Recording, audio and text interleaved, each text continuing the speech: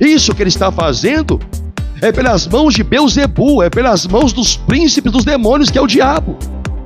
Como pode alguém renegar as obras de Deus? Começa a falar: vocês tomam cuidado, porque qualquer palavra contra o Filho do Homem, que sou eu perdoo. A pergunta, por que devemos crer, é uma pergunta bem propícia quando nós sabemos o porquê, sabemos a resposta do porquê devemos crer em Deus, devemos crer na sua palavra. Perguntas como essa e tantas outras que eu posso fazer, ou que alguém possa fazer pela Bíblia, há muitas respostas para a mesma pergunta que vão levar ao mesmo lugar. Mas o motivo dessa pergunta é porque o crer, ele nos leva simplesmente a compreender pela fé tudo aquilo que Deus entregou para o homem neste mundo. Quando se fala do céu, os anjos, os arcanjos, seres viventes, serafins, querubins, os 24 anciãos, os nomes descritos que há no céu, se há outros, pelo menos falo dos que estão escritos na Bíblia, eles não precisam de fé, não precisam crer para estar lá com Deus, porque eles veem o Senhor, eles estão com o Senhor. Então o crer não é para os anjos, o crer é para os homens. Então nós temos uma necessidade de entender a necessidade de crer em Deus, como o próprio Senhor Jesus descreveu que precisa, como diz as Escrituras. Se compreendermos isso, provavelmente a pessoa que compreende, ela está no caminho para a salvação e permanece nele. E eu quero usar um texto, quero ler um texto, e vou falar sobre este assunto, através de um fato que aconteceu no tempo em que o Senhor Jesus estava aqui, operando grandes sinais, grandes feitos, aos olhos dos homens. Esta geração a qual Jesus pregou, não era a geração, era a geração que não viu os grandes milagres de Deus do passado, feito no meio do próprio povo israelita. Como a abertura do Mar Vermelho, as pragas do Egito, o sol e a lua pararem, o machado flutuar, águas imundas se transformarem em águas limpas, Naamã sendo purificado em uma água que só poderia produzir mais doença, e tantas, a vara de Arão que floresceu, e por aí vai. Milagres que eles ouviram falar, mas os seus olhos não testemunharam. Entretanto, essa geração do povo de Israel testemunhou milagres maiores do que esse, ao meu ver. Por que, ao meu ver? Porque os milagres que foram feitos no passado foram feitos por Deus através das mãos dos seus profetas. Mas os milagres que o povo de Israel presenciou no tempo de Jesus foi feito pelas mãos do próprio Deus, na pessoa do seu filho. E há uma narrativa da cura de um endemoniado que era cego e mudo, e que fala muito bem sobre o tema aqui da minha ministração, porque devemos crer. E no Evangelho de Mateus, capítulo 12, eu peguei a descrição de Mateus para essa ministração, poderia ter pego de Marcos ou de Lucas, mas vamos enfatizar Mateus, a partir do versículo 22, nós vamos ler na íntegra, e depois vou fazer os comentários sobre os acontecimentos aqui. O texto começa assim, versículo 22 de Mateus 12. Então, lhe trouxeram um endemoniado, cego e mudo, e ele o curou, passando o mudo a falar e a ver. E toda a multidão se admirava e dizia: é este, porventura, o filho de Davi? Mas os fariseus, ouvindo isto, murmuravam: este não expele demônios, senão pelo poder de Beelzebu, maioral dos demônios. Jesus, porém, conhecendo-lhes os pensamentos, disse: todo o reino dividido contra si mesmo ficará deserto, e toda cidade ou casa dividida contra si mesma não subsistirá. Se Satanás espere a Satanás, dividido está contra si mesmo. Como, pois, subsistirá o seu reino? Jesus perguntou. E se eu expulso demônios por Beelzebu, por quem os expulsam vossos filhos? Por isso, eles mesmos serão os vossos juízes. Se, porém, eu expulso demônios pelo Espírito de Deus, certamente é chegado o reino de Deus sobre vós. Ou como pode alguém entrar na casa do valente e roubar-lhe os bens sem primeiro amarrá-lo? E então lhe saqueará a casa. Quem não é por mim, é contra mim. E quem comigo não ajunta, espalha. Por isso vos declaro: todo pecado e blasfêmia serão perdoados aos homens, mas a blasfêmia contra o Espírito não será perdoada. Se alguém proferir alguma palavra contra o Filho do Homem, ser-lhe-á isso perdoado. Mas, se alguém falar contra o Espírito Santo, não lhe será isso perdoado, nem neste mundo, nem no porvir. Ou fazei a árvore boa, e o seu fruto bom, ou a árvore má e o seu fruto mau. Porque pelo fruto se conhece a árvore. Raça de víboras, como podeis falar coisas boas sendo maus?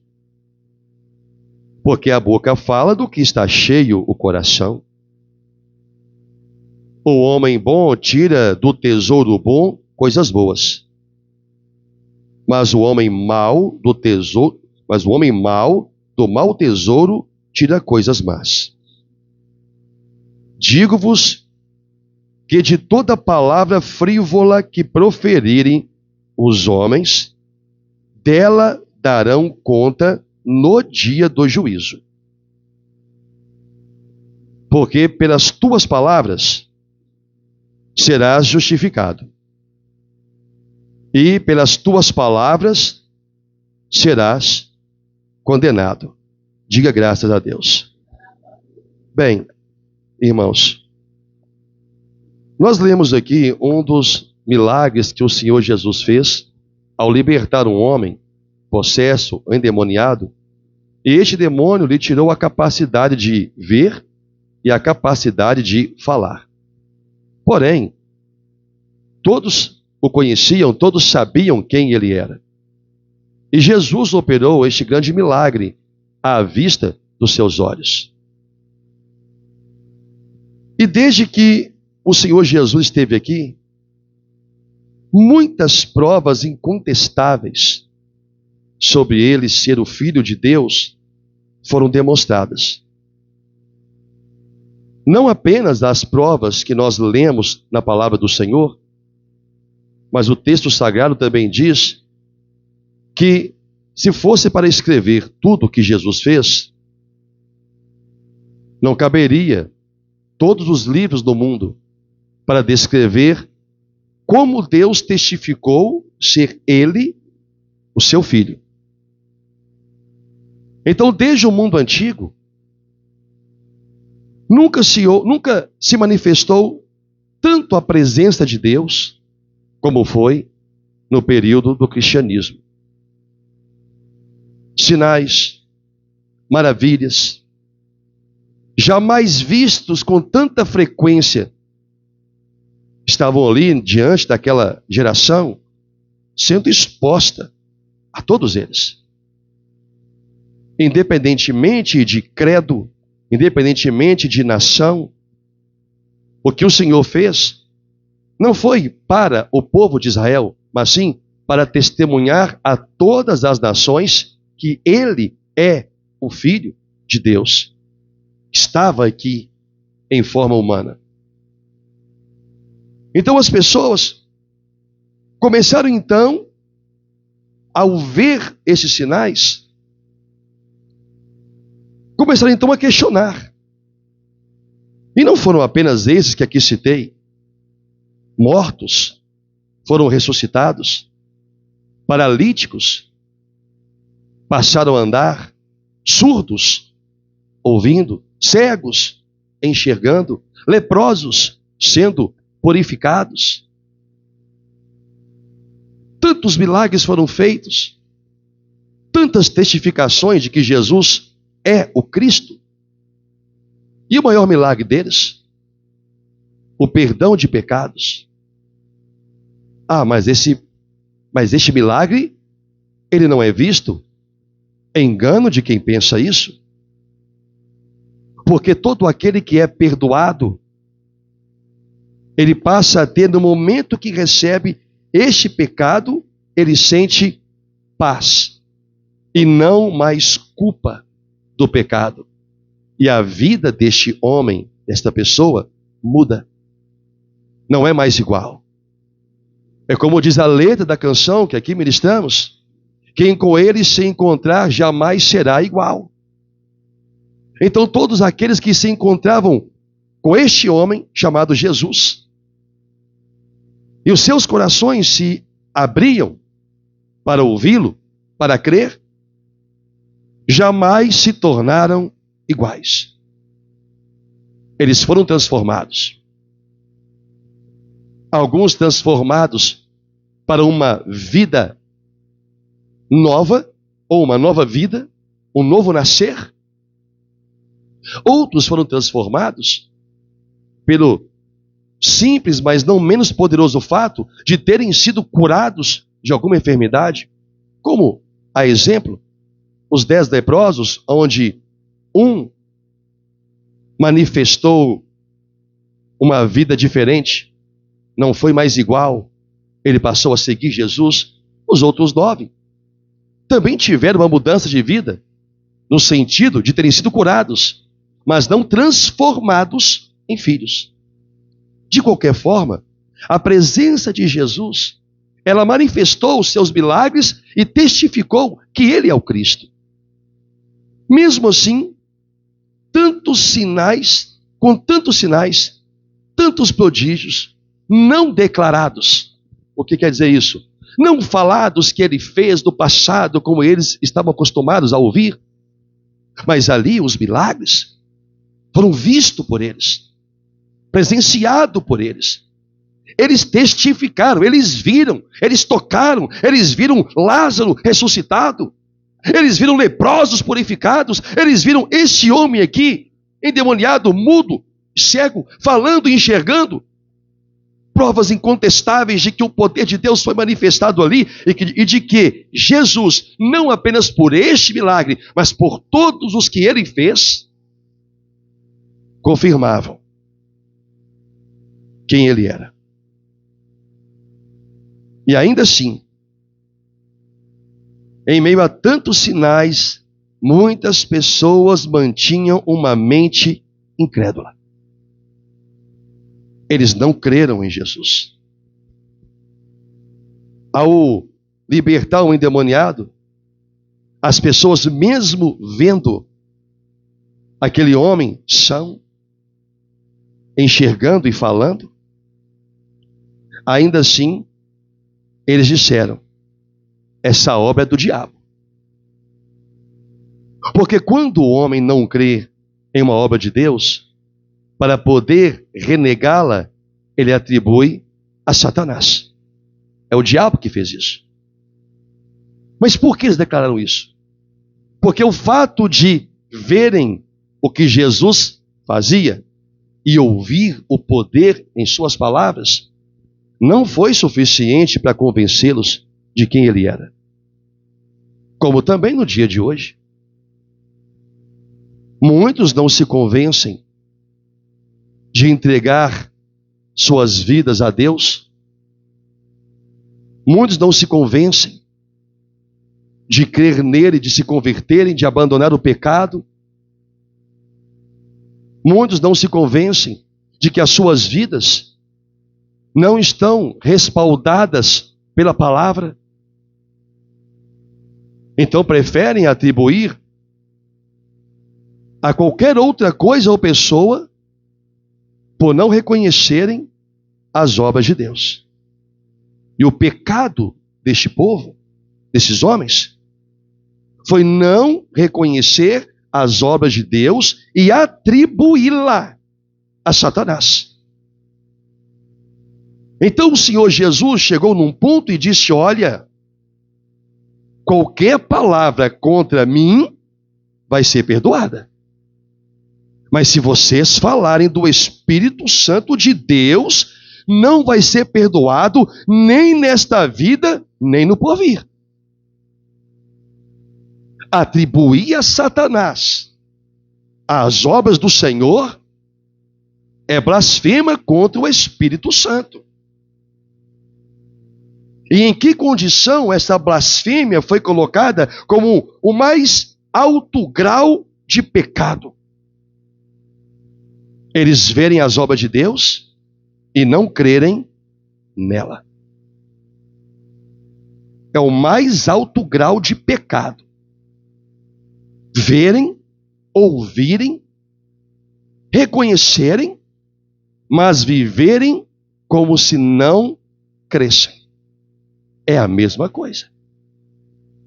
É atribuir toda aquela obra ao diabo. É como se Deus recebesse aquela palavra assim: eu não mudo, eu não entrego a minha vida a Cristo, eu não largo a minha religião, eu não largo o meu modo errado de agir, de viver, ainda que a igreja, por meio da pregação, ou diante de mim pessoalmente, me tenha apontado os meus erros. Eu não mudo.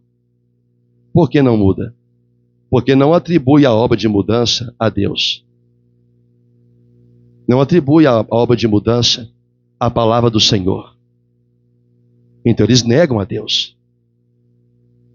São incapazes de mudar. Esses homens, mesmo vendo o que Deus está fazendo, o que Deus estava fazendo no meio deles, eles preferiram, para não ter que se sujeitar à mudança, atribuir aquilo a qualquer um. No caso ali, atribuíram ao próprio diabo. Então Jesus os advertiu, porque uma coisa, creio, é uma palavra feita pela ignorância. Outra coisa é pela descrença. O Senhor te ensina, o Senhor ensina o homem não crê. Ele não é mais ignorante, ele é descrente. Logo, as suas palavras podem gerar aos olhos do Senhor o mais alto grau de pecado, blasfêmia contra o Espírito Santo. Se eles tivessem falado, quem fez isso aí é o diabo, mas sem ter ouvido Jesus, Jesus falou, os seus filhos expulsam, então eles mesmos vão ser os juízes de vocês. Se eles falassem isso para aqueles filhos, para aqueles jovens, que sabe lá quem foi, talvez não seria pecado contra o Espírito Santo, porque o Espírito Santo estava agindo apenas através de Jesus e de mais ninguém.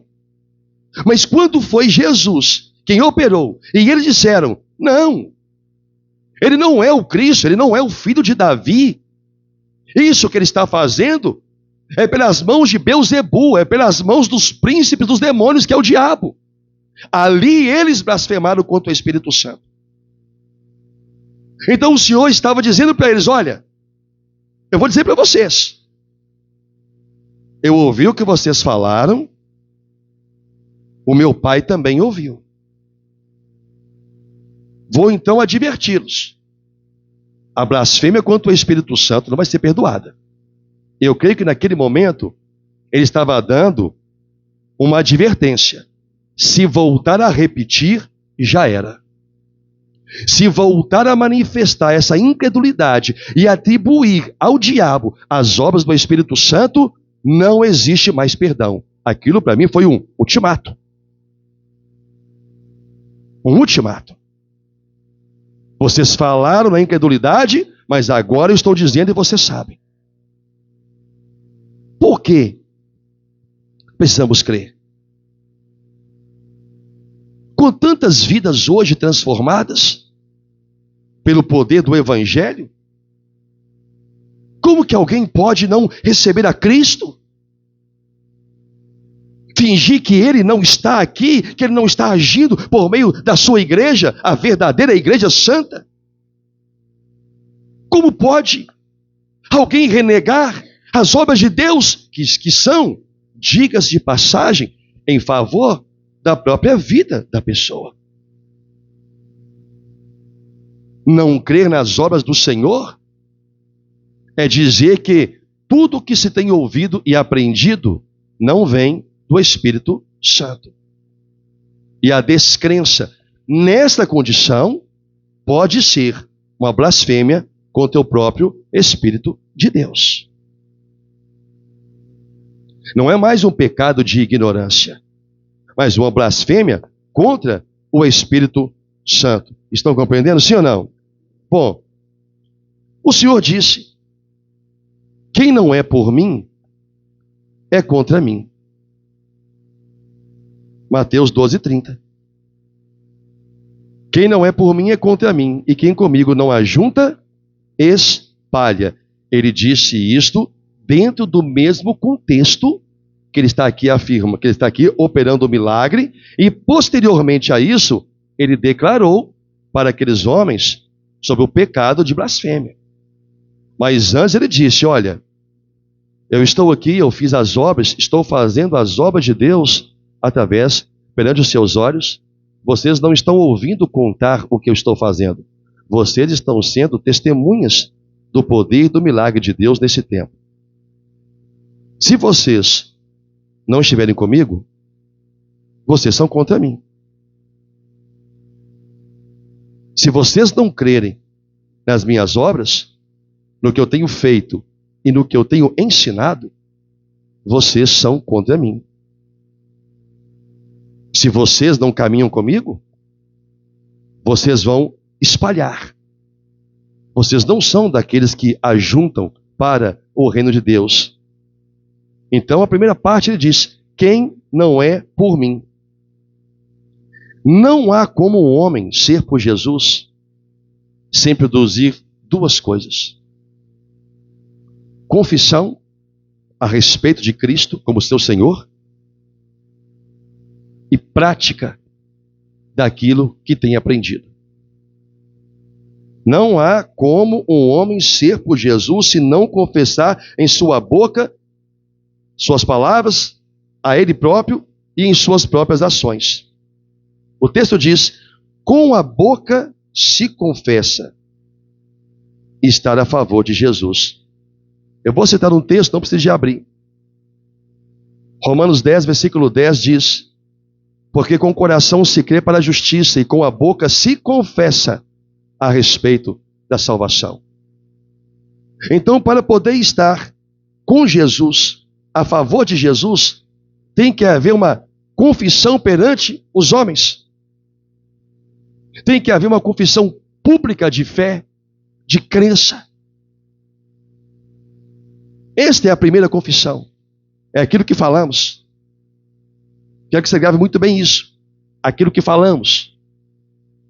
Porque tudo que Jesus falou depois desse texto tem a ver com o que eles falaram. Com o que eles disseram. Que Jesus estava operando aqueles sinais pelo poder do diabo e não pelo poder de Deus. Então, no momento em que eles não creram que Jesus é o Cristo, o Messias, o Senhor disse: vocês são contra mim. Vocês não são a favor de mim, nem do meu Pai, nem do seu reino. Por quê? Porque vocês não creem. Porque com a boca se confessa a respeito da salvação. É um outro ponto. Não há como crer na salvação sem primeiro crer naquele que salva. Não há como eu crer que vou ser salvo se eu não creio nas palavras de Jesus para vivê-la.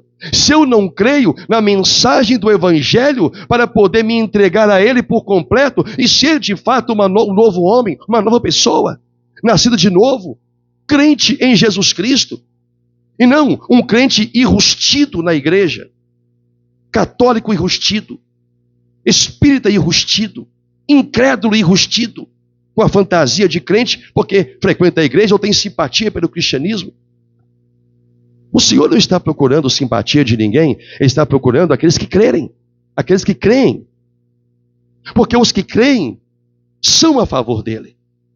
E não somente isto, para estar com Jesus, para ser por Jesus, eu tenho que confessá-lo, e eu tenho que demonstrar isso em minhas ações. É o que diz Mateus 7:21. Nem todo o que me diz, Senhor, Senhor, entrará no reino dos céus, mas aquele que faz a vontade do meu Pai que está no céu. Olha que interessante esse texto. Nem todo aquele que me diz Senhor, Senhor. Opa, ele encontrou aqui um grupo. O grupo daqueles crentes que confessam. Mas dentre esses crentes que confessam, ele se deparou com outro grupo. Aqueles que não fazem a vontade de Deus. Então um grupo confessava, o outro grupo não fazia. O terceiro grupo confessava e fazia. Entende aqui o cenário que Jesus encontrou? Então, em meio àquele povo, ele disse: olha, se vocês não fizerem a vontade do meu Pai, não adianta ficar aqui também para mim dizendo, Senhor Jesus isso, Senhor Jesus aquilo, Senhor é o meu pastor, o Senhor é isso, aquilo, outro. Jesus é o Senhor da minha vida, se vocês não obedecem a Deus. E aquele que não faz a vontade de Deus e não o confessa, é contra Jesus. E, obviamente, ao invés de ajuntar, essa pessoa espalha. Espalha o quê? Espalha contenda, espalha irmãos.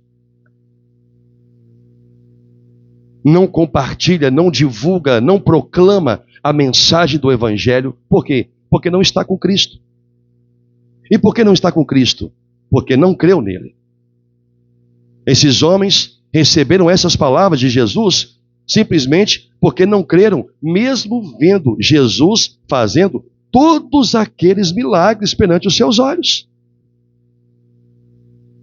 Um bom exemplo disso é Judas Iscariotes. Ele viu os milagres de Jesus, mas ele nunca confessou Jesus como seu Senhor. Mas estava com Jesus. Agora, olha o que o texto fala sobre ele. Eu vou ler. João 13, 26 ao 30.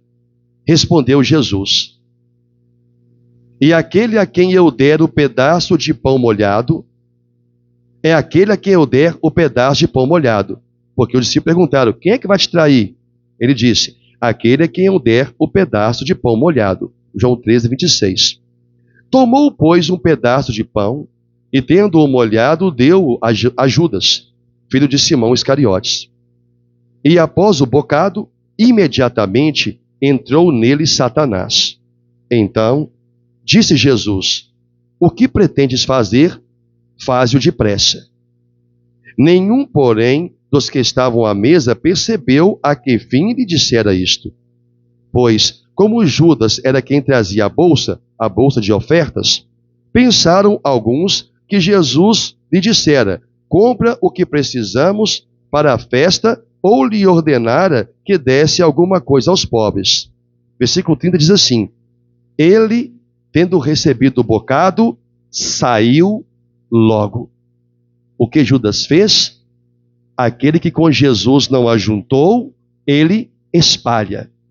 Ele espalhou. Espalhou o mal contra Jesus.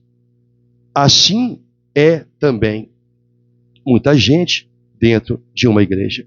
Ou uma grande parte das pessoas dentro de uma igreja. Embora Judas tenha seguido Jesus por 3 anos, ao final, ele se demonstrou ser contra Jesus. O negou por suas palavras e o negou por suas obras. Por suas palavras, porque nunca o confessou. Por suas obras, que no primeiro momento, a primeira oportunidade que ele teve, ele o deixou. E o deixou para quê? Para cometer, talvez, o segundo mais grave pecado. E só ele mesmo cometeu. Entregar Jesus para a morte. E tudo porque, lá no seu coração, ele não teve a capacidade de crer. Ele não recebeu a graça de Deus para crer em Jesus. Quando uma pessoa está na igreja e ela não recebe esta graça, ela está diante de Cristo e a sua vida não muda. Então eu pergunto, por que devemos crer? Primeiro, é a nossa fé. Se de fato a temos, que nos fará viver e frutificar para Deus. E a fé é a mais alta expressão do crer. O homem que não tem fé, o homem que tem fé, ele a tem porque crê. Porque antes da manifestação da fé, vem o crer na palavra. Paulo disse, como crerão em quem nada ouviram? E assim a fé vem pela pregação. Então alguém vai crer na pregação. E a pregação pela palavra. O homem que tem fé, ele testifica crer em Deus. Logo, ele confessa Jesus. Logo, ele cumpre a vontade de Deus em sua vida. Porque ele está sendo motivado, ele está sendo movido, é a palavra, pela única coisa que move toda a igreja. Crer em quem é Jesus. Crer em Cristo. O Senhor Jesus disse certa vez, olha, creem em mim, ao menos pelas obras que eu faço. Se vocês estão olhando para mim e não veem em mim nada que remonta a Deus, por causa da minha aparência, como diz o texto, ele não tinha qualquer beleza. Então ele diz, creia em mim pelo menos pelas obras. Olha o que eu tenho feito. Que homem vocês já viram fazer as coisas que eu fiz? As minhas obras testificam de mim. É como se ele também dissesse, eu não entendo por que há descrentes entre vós. Porque vocês creem em obras que vocês não viram e que são relatadas nos manuscritos antigos, e vocês creem nelas.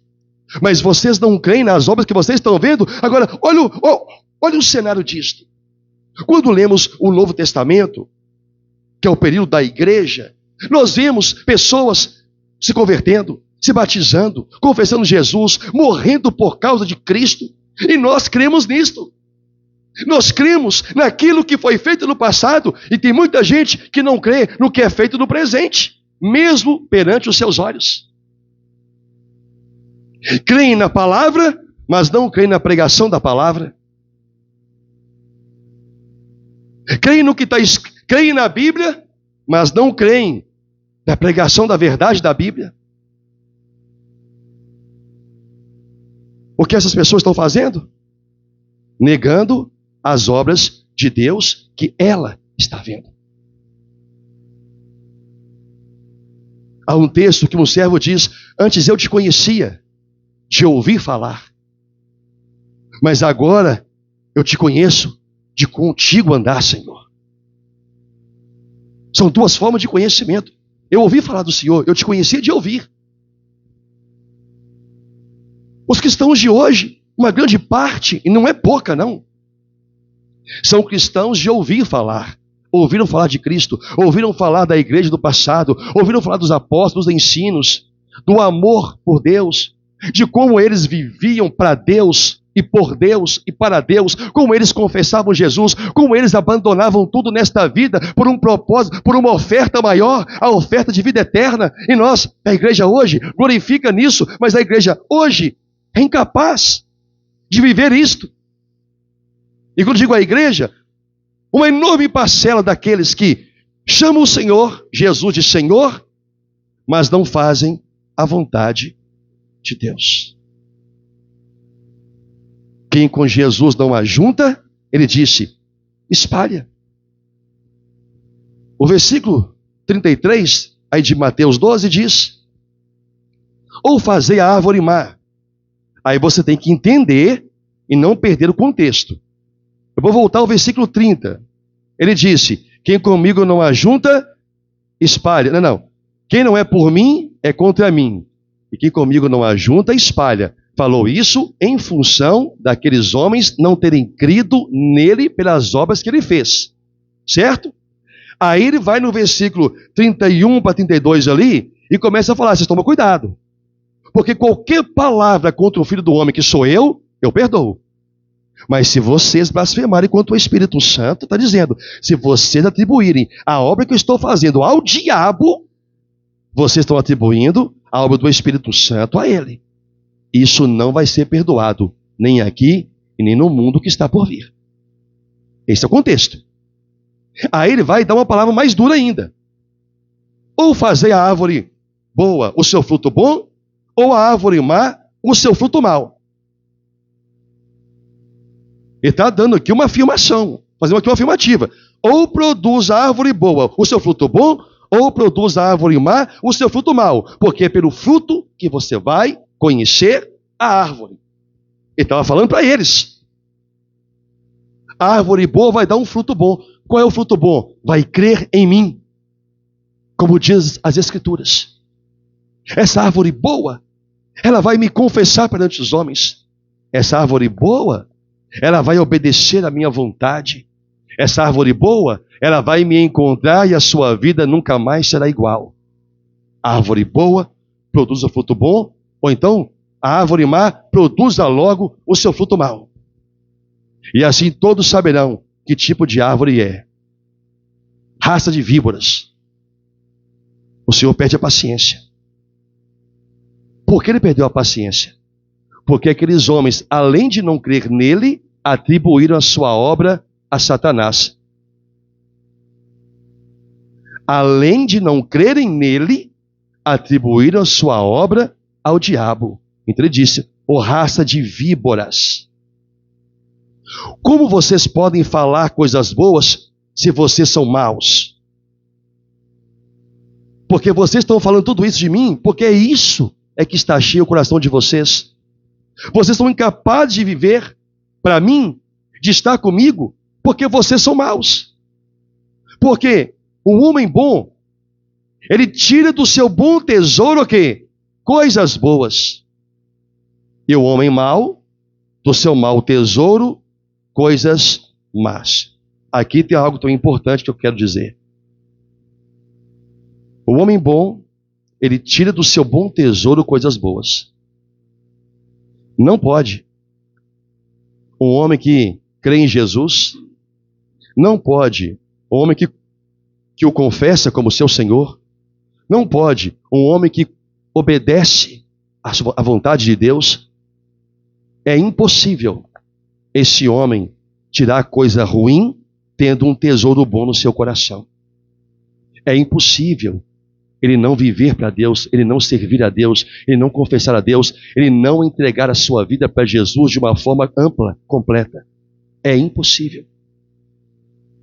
Porque o tesouro dele é bom. O que o Senhor Jesus está falando, e nem precisava fazer o outro complemento. O homem mau tira mau tesouro de um coração mau. Ele nem precisava desse complemento. Porque para quem sabe ler, um pingo é letra. Um homem bom, ou melhor, um homem bom ou um homem mau? É uma pergunta que eu faço. Que tipo de homens somos nós? Sou eu ou é você? Porque já passou pela sua cabeça, já passou pela sua mente, que provavelmente você ainda pode ser, aos olhos de Deus, um homem mau, uma pessoa má, que ainda não crer nele, embora está sempre diante dele na congregação dos justos? Já passou pela sua mente que muitos não conseguem produzir algo bom porque o coração é mau, é impossível? Não conseguem crer no amplo ensino das Escrituras porque o coração é mau, é árvore má? Já passou pela sua mente que você ainda pode ser uma pessoa que nunca encontrou Jesus?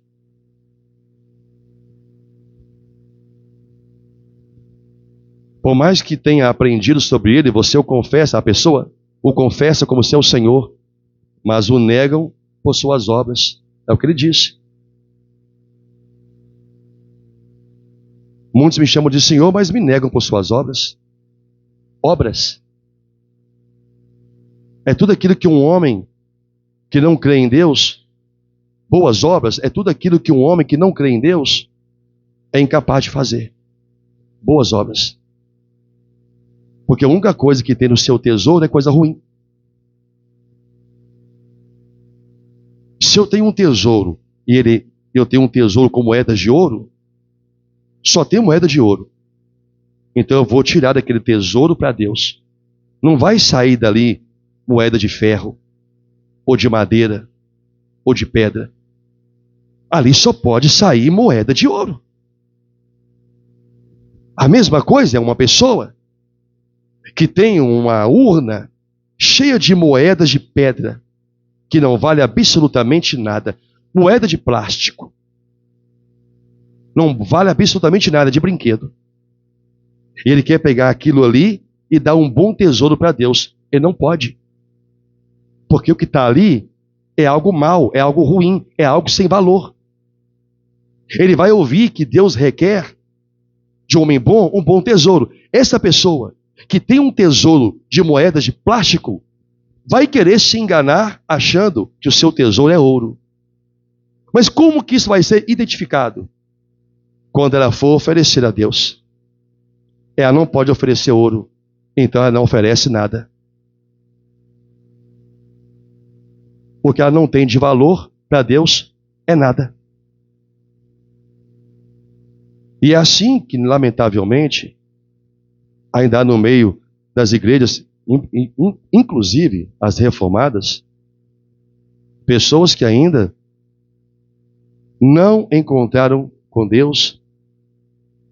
Esses homens ou essas pessoas não têm prazer, não têm nenhum prazer nas coisas de Deus, porque o tesouro que ela tem é mau. Ela não consegue tirar coisa boa. Não tem alegria em meio aos irmãos em Cristo, porque o tesouro dela é mau. Não tem como ela ter alegria se ela não tem o bom tesouro de Deus no coração dela. Ela não consegue produzir isso. Essa pessoa, não há nenhuma generosidade no seu coração para a obra do Senhor. Não adianta. Ela pode ouvir Deus fazer e mostrar.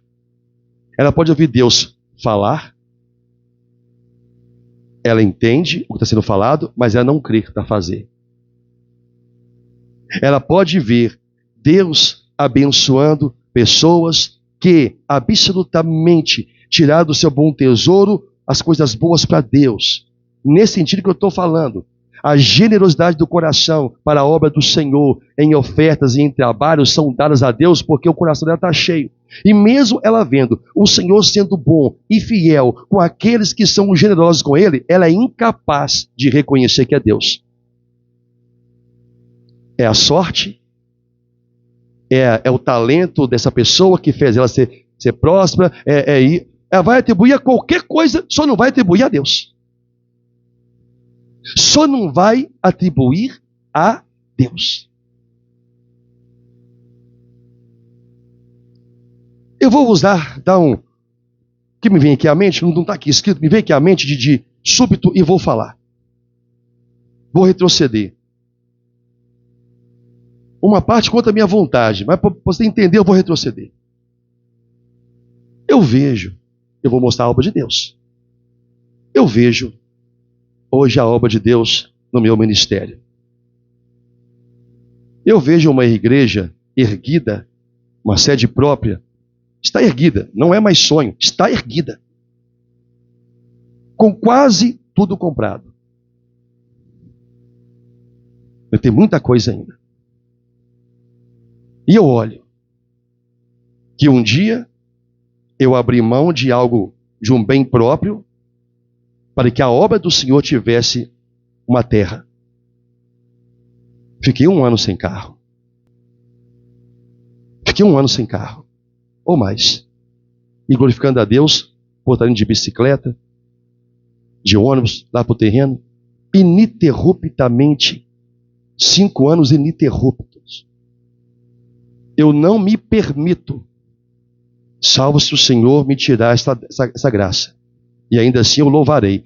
Eu não me permito inaugurar esta igreja sem que eu tenha estado lá todos os dias em que teve algum tipo de trabalho lá. Já falei isso aqui muitas vezes. Ninguém nunca colocou um pé lá para fazer nada que eu não estivesse lá para fazer ou para ajudar. Nunca. Nunca. E Deus foi lá. Me deu os recursos para levantar o muro. Depois, quando passamos a pensar em ser uma igreja, Deus envia um recurso e colocamos o telhado. Em menos de 1 ano, Deus fez um milagre na minha casa e colocou na minha porta um outro carro. Esqueci de pular essa etapa, que nós temos até hoje, que é o nosso bolinha, que nos leva para tudo quanto é canto e uso na obra com gosto. Com gosto. Está cheio de coisa para arrumar, porque eu carrego muita coisa nele. Toneladas de cimento. Ou pelo menos mais de 1 tonelada de cimento esse carro já carregou. Está todo estragado. Mas não estou ligando para isso agora. Eu preciso dele. De tanto forçá-lo, está sendo fumaça, o motor já está dando problema. E eu preciso dele. Não vou para arrumar agora. Eu quero falar é que Deus trouxe um carro de novo às minhas mãos. Depois Deus vem e me traz o recurso. Colocamos o telhado. Quando penso que ainda há muita coisa para fazer, Deus traz o recurso e me dá a condição de fazer o que temos feito lá. Piso todo comprado, piso do altar, piso do átrio. As portas da igreja já estão sendo fabricadas, compradas. Estamos lá construindo, fazendo o que tem que fazer. Com pouca ajuda, mas estamos lá fazendo. O que eu estou mostrando para você é como que Deus operou o milagre na minha vida aos olhos de vocês. Eu abri mão de algo que eu precisava, porque a obra precisava mais. E Deus não me deixou na mão. E não podia. Nós lemos o que eu estou dizendo. Você lê a vida inteira na Bíblia. E você crê. Você crê no que os homens e mulheres da Bíblia fizeram por Deus.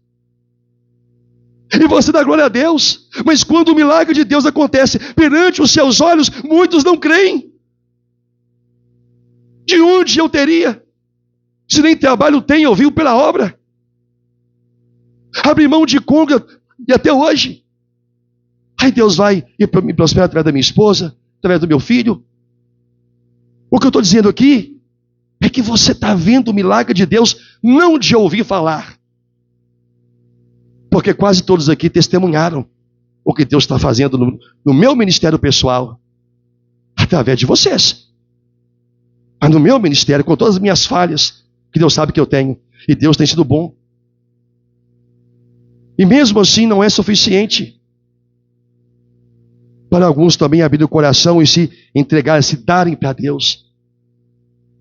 Darem para Deus. E poder ver a sua bondade sobre as suas vidas. Esse é um exemplo que eu estou dando para você.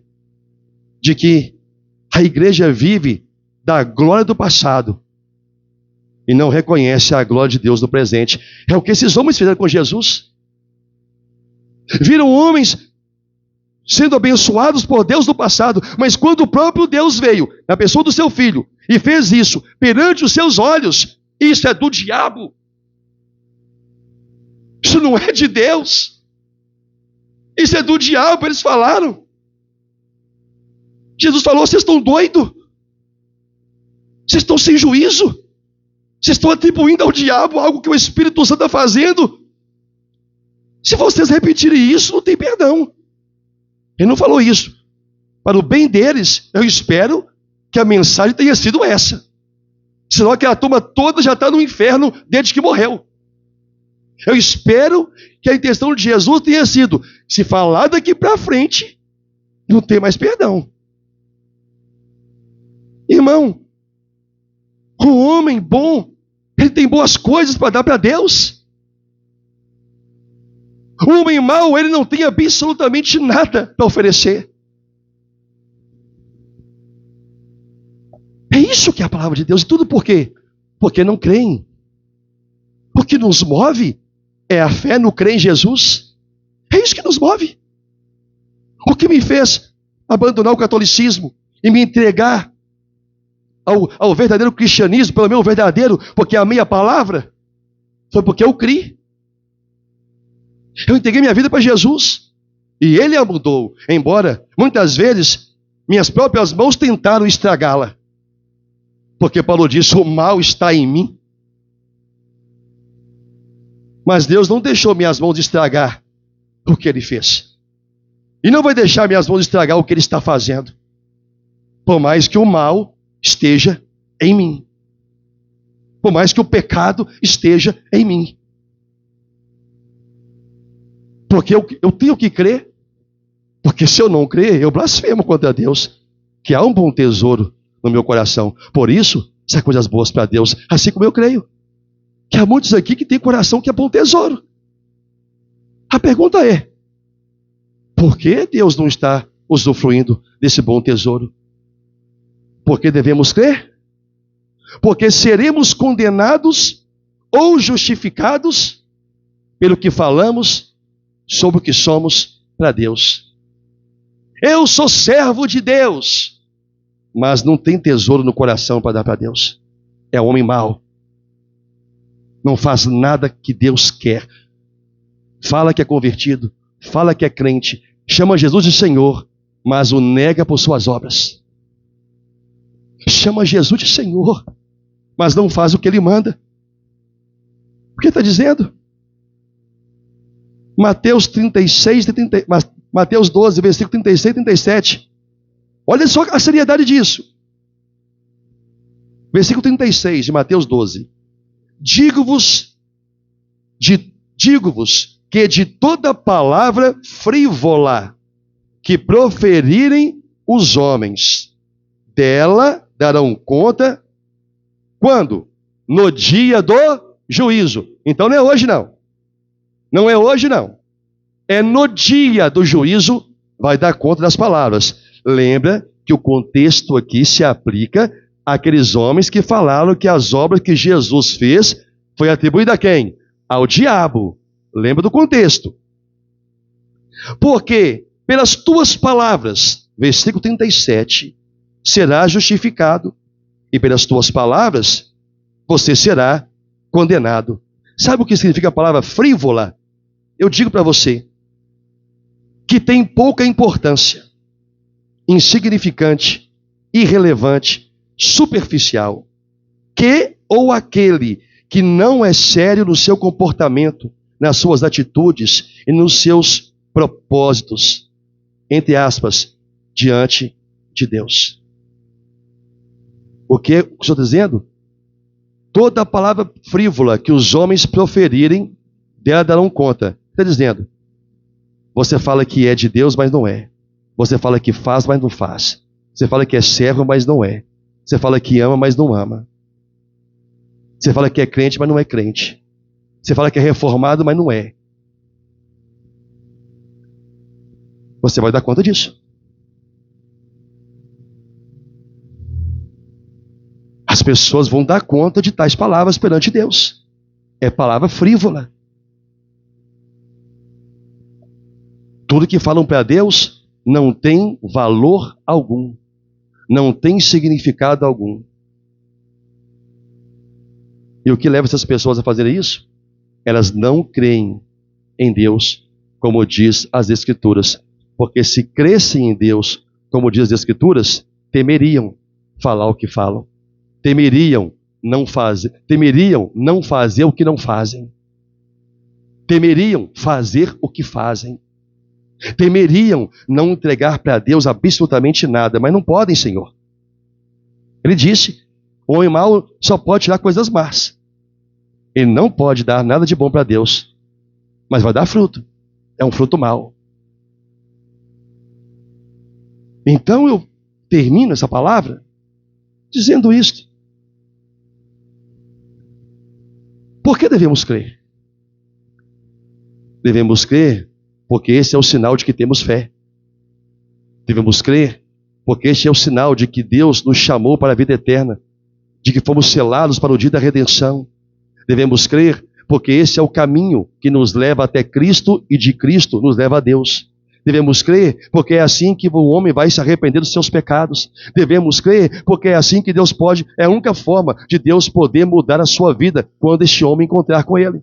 É por isso que você precisa crer e não apenas ficar ouvindo a mensagem. É crer. E se você crê, diz o texto, verás a glória de Deus. Vou complementar com outro. Tudo é possível ao que crê, porque o que crê tem fé. Amém? O que crê tem fé.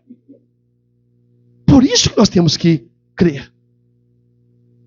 E a forma de crer não é a forma de estar sentado numa igreja reformada, mas de viver a fé reformada, de obedecer a Deus, de praticar esta palavra, de confessar Jesus e cumprir a sua vontade.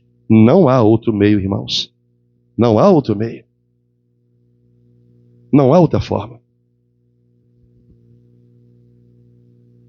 Eu estava compartilhando hoje com o pastor Marcos, sua esposa e minha esposa, 2 vídeos que eu vi de 2 linhas da reforma protestante, da reforma, da fé reformada. Um pastor presbiteriano, que é um professor meu, pelo Instituto Reformado que eu faço, é o pastor Augusto Nicodemos, e o outro é um pastor da fé que nós professamos, que é a fé batista reformada de Londres, que é o pastor Paul Washer. E fizeram uma pergunta, um foi feito uma pergunta, o outro respondeu supostamente porque alguém perguntou. Como identificar uma igreja bíblica? Cada um no seu vídeo deram-lhe uma resposta, mas ambos concordaram com uma. Não, outros também. É uma que eu quero destacar, que foi a primeira entre todas. Não foi nem a palavra. A primeira foi, primeiro, observe se o pastor desta igreja disciplina a igreja. Se ele corrige, se ele repreende. Se ele não faz isso, ele pode pregar a verdade, mas vive uma mentira. Primeira coisa, é a igreja ter disciplina.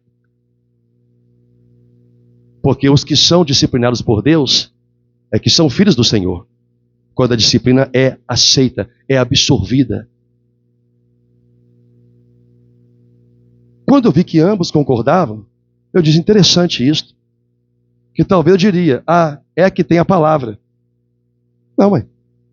A que disciplina, a tendência é ter a palavra. Porque a maioria hoje não repreende, não corrige. Por quê? Por medo de perder membros, em especial se for membros que têm condição financeira. Então a única forma de você reconhecer se é uma igreja bíblica é se nela há disciplina, há correção. Se não houver, pode pregar a fé reformada. Mas é como o Senhor Jesus disse. Me honra com os lábios. Aí prega tudo certinho, mas o coração está longe. Não pratica, não vive absolutamente nada. Não faz a vontade de Deus. Creia, igreja.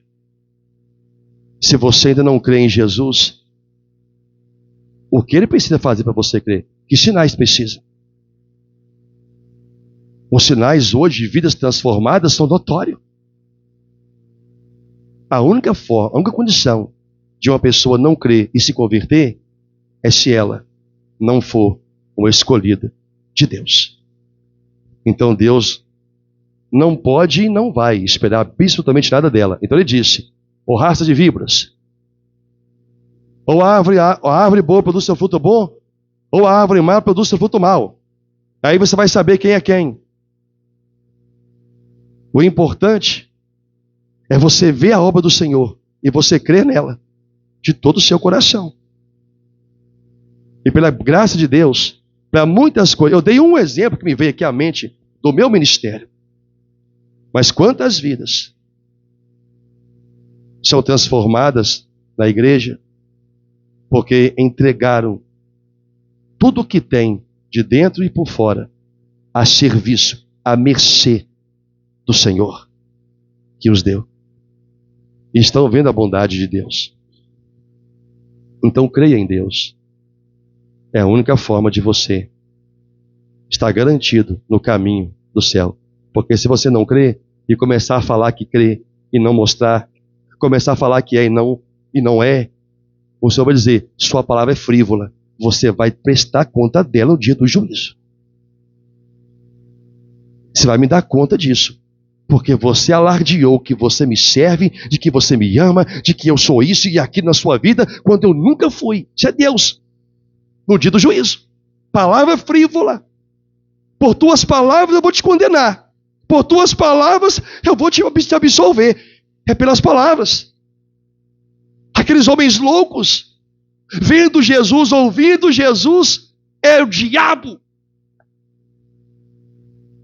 Jesus, com compaixão: você toma cuidado, sujeito. Você toma cuidado com o que está falando. E eu espero, para o bem desses homens que ouviram essas palavras de Jesus, que ele tenha dado uma advertência para: cuidado, não fale de novo. O texto não fala disso, mas eu tenho esperança que ele tenha feito isto. Senão, não serão perdoados nem aqui, nem no mundo por vir. Cuidado, para que a sua descrença, você fique falando que Deus está na sua vida, quando é o diabo, de fato, que está reinando. E tudo que você faz, você diz: glória a Deus. E é contra a palavra de Deus. Está atribuindo ao diabo, a Deus, o que o diabo está fazendo. É blasfêmia da mesma forma. Cuidado com o que você fala. Quando eu vou corrigir alguém e eu vejo que a pessoa está no ímpeto de me interromper, eu falo, como eu falei ontem com o irmão: você toma cuidado com o que você vai falar. Eu freio, eu paro, antes que solte qualquer besteira. Toma cuidado com o que vai sair da sua boca. Porque vai ter uma reação de Deus e uma minha, com o pastor. Você toma cuidado. Crer é a única coisa que todos nós temos que fazer. E nós temos um porquê bem grande. Porque só assim nós veremos a glória do Senhor. Amém, igreja? Diga graças a Deus. Eu entrego essa palavra à congregação. Irmãos, vamos orar e agradecer a Deus.